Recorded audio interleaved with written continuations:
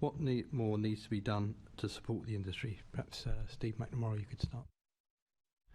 The key factor, as far as we're concerned, is access. It's access to the road network. You can't drive a taxi and you can't provide a service if you cannot access the road network.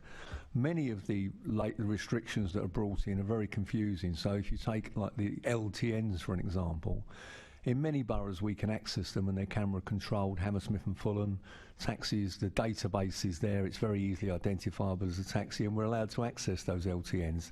The neighbouring borough we can't. We're allowed access to most bus lanes, but some of the new bus gates that are being put in, we're not allowed access to. There's a real mishmash across London. The Mayor's team will tell you that they only control the TRN and they don't control the borough roads and the borough schemes. But if you take, for example, Bank Junction, we've been excluded from Bank Junction.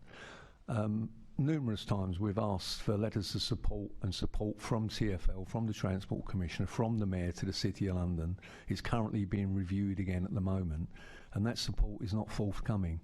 The same would apply to Tottenham Court Road, another major road, again not one of the Mayor's roads, but run by Camden.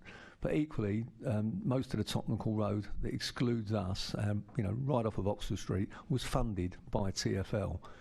So, the Mayor's hand and TfL's hand are everywhere. And then you take, for example, Bishopsgate.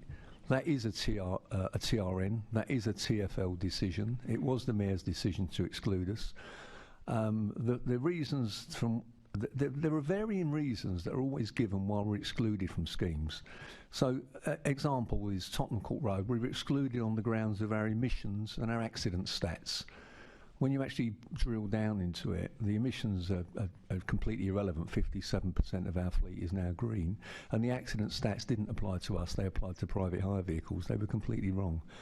In Bishopsgate, they'll tell you that there's a 500 vehicles an hour maximum flow through Bishopsgate, but no one's ever tried it. And our position has been, with all these exclusions, is allow us in, put us in as a default position. If it then transpires that we're causing a problem, and I've repeatedly said this to the last 3 Transport Commissioners we've had, to deaf ears I have to add, but allow us access as a default position, and if it then transpires that we are causing a problem, then you exclude us. It's really straightforward. But instead of doing that, they come up with all sorts of very complicated computer modelling that no doubt are done by very clever people, but the reality is they're not right. The sheer number of cabs, one of the things you're discussing here is the drop in the number of vehicles. There's 15,000 cabs on the road at the moment. If you split that into 4 shifts and across the whole of the GLA area, the odds on us causing a problem anywhere at any one time are minimal. But that's not recognised. So that's one of the key issues that we have, and one of the major factors in making driving a taxi unattractive is the fact that we can't access so much of the road network, constantly being changed. And every single one of those schemes we have to fight tooth and nail to get in, when the opposite should be true. Thank you. Did either Christina or Helen want to respond to that at all? Yeah, sure. So I think, as Steve has helpfully preempted lots of the things that he thinks that I'll say, and some of those things are true. So thinking around the TLRN, so we do control 5% of the road network. Taxis have access to 95% of bus lanes, and the default is that we will always say that where taxis can be, the default will be taxis will be included unless there is a specific reason, which might be that there will be a detrimental effect on the bus network or a detrimental safety impact for people walking or cycling. And in those circumstances only, that's where we'll look to restrict that access.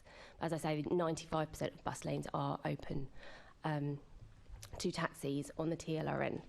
Borough schemes are individual schemes and they're decided by the boroughs, but we have worked with the boroughs and spoken to boroughs about supporting taxis and what initiatives can be done to do that, and we do work with them to kind of support them in making those decisions. We've mentioned the reasons why taxis might be excluded, and I've given some of those reasons, and I think when you look at the example of Bishopsgate, what we have observed there is that we have higher numbers of cyclists, we have overall collisions are down, and we do also have this cycle network quality criteria, which sets out some parameters for how cyclists interact with motorised traffic, where you can't have segregation, and all of those factors lead into our thinking. So taxis, along with other motor vehicles, are permitted access to the majority of Bishopsgate. 2 short sections between 7 a.m. and 7 p.m. are restricted, but that's really for clear cycle safety reasons. Thank you. Did anyone else want to contribute? Yeah, okay, so I'd come back on that if I can. I mean, Christina tells you it's a small section between 7 a.m. and 7 p.m. It's the A10. It's the main route from London Bridge to the east. So you talk about making it more appealing and accessible to us. If you want to get a taxi from London Bridge to Shoreditch, I've now got to take you around Aldwych, or I can't go through Bank Junction, that's closed. I've now got to go all the way around St Paul's. All of these schemes have a contributory factor to make it more difficult for us and less attractive. Now, all the stats that Christina tells you are all great. They're all computer modelled. They're all computer generated. Were we to have been allowed access to Bishopsgate and it transpired she was right, they could have quite easily said to us, well, we're right. But then the key thing in Christina's summation is she talks about taxis and other motor vehicles. We are not other motor vehicles, and that is the problem with the thinking at TfL. They lump us in with other motor vehicles when they should be lumping us in with the buses, and that is the primary reason that we have the problems we have. One of the main contributory factors that we have in the decline of vehicles and the decline of drivers is that sort of attitude. Thank you. Maybe I would like to add something to what Can I Steve just said, let Christina have an opportunity to come back on that? Yeah, I think very that's only briefly. fair. I only mentioned the other motor vehicles in the context of that bit of through running on Bishopsgate, but I think when we're talking about the access to bus lanes, I think we can see that taxis are obviously considered very differently to other motorised vehicles. Can I just... Asher, welcome. Marissa, you wanted to come in? Yes, I would like to add something to what Steve said. So we as Free now, we have 10,000 black cabs and 20,000 PHVs on our platform, so we can give you data that shows both, and we are happy to support TfL or Transport Committee in getting that data.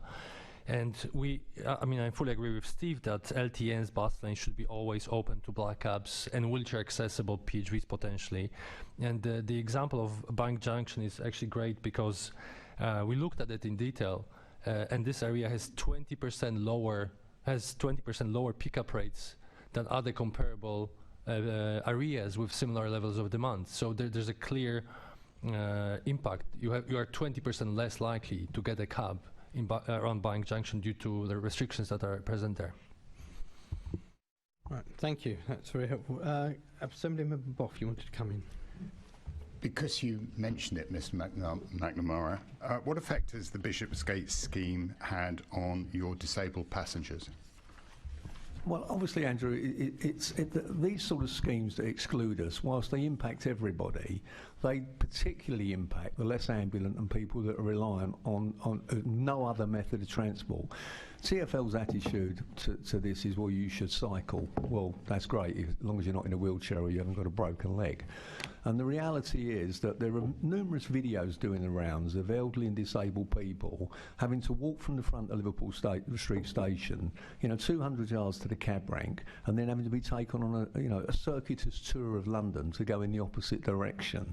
These schemes are ableist. That's what they are. They fail to recognise that we provide the only 100% wheelchair accessible and disability accessible part of the transport network.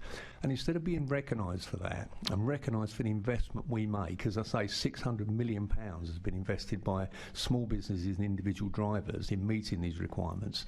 And instead of recognising that, supporting that and doing everything they can to support us and help the disabled and less ambulant get around, we get the scheme, well, you might interfere with a few cyclists in Bishopsgate. Well, no, we wouldn't, and you need to change your policies.